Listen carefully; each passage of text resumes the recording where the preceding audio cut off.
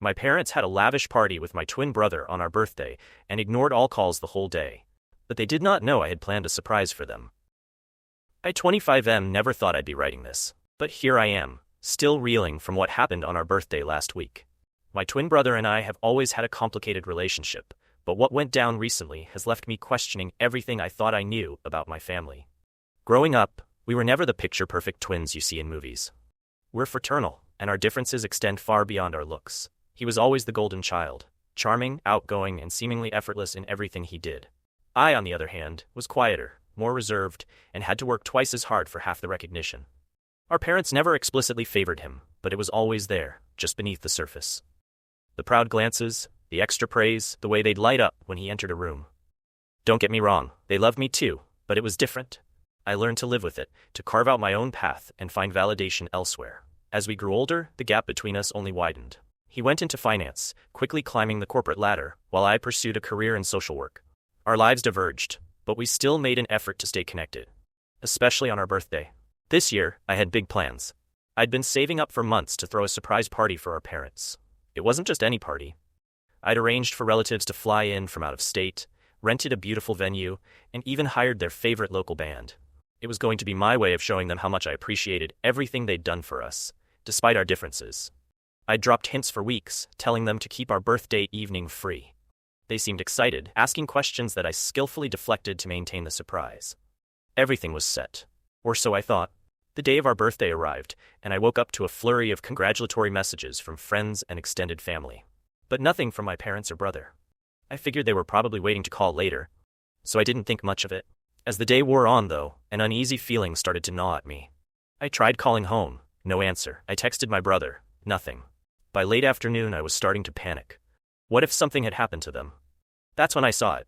A mutual friend had tagged my brother in a post on social media. My heart sank as I clicked on it. There they were, my parents and brother, all smiles at what looked like an extravagant party.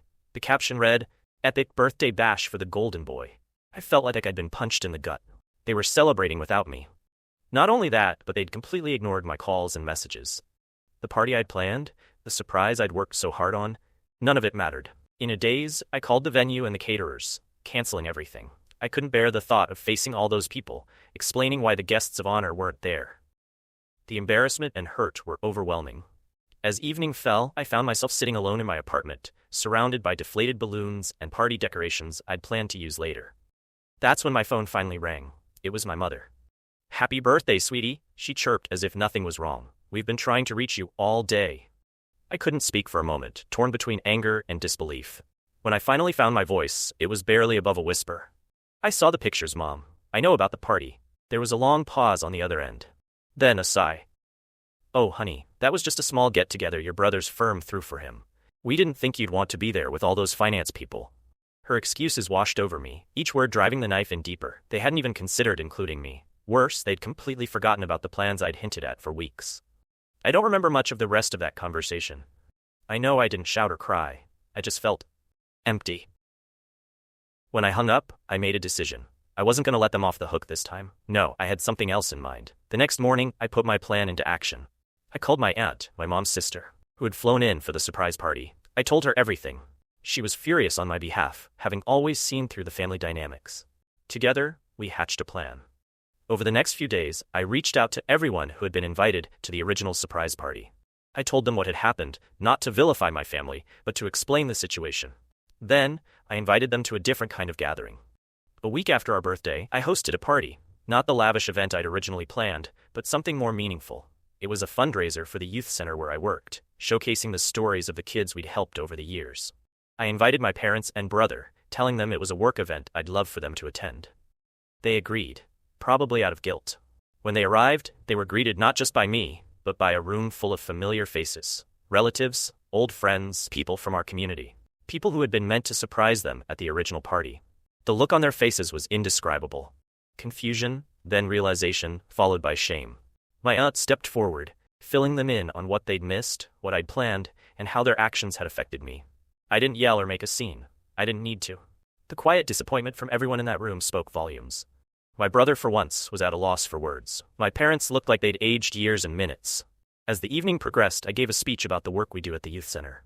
I talked about the importance of recognizing every child's worth, of creating spaces where everyone feels valued. My voice didn't shake, and I didn't glance at my family once. After the speech, my mother approached me, tears in her eyes. "We had no idea," she said softly. "We've been so blind." My father, a man of few words, simply embraced me. I could feel him trembling slightly. My brother stood awkwardly to the side, for once not the center of attention. In that moment, I felt a mix of emotions I can't quite describe. There was vindication, yes, but also sadness for what we'd lost, and a glimmer of hope for what we might be able to rebuild. The event was a success, raising more money for the youth center than I'd ever dreamed possible. As people left, many stopped to congratulate me, not just on the fundraiser, but on my strength and grace in handling the situation. In the days that followed, my family and I had many long, difficult conversations.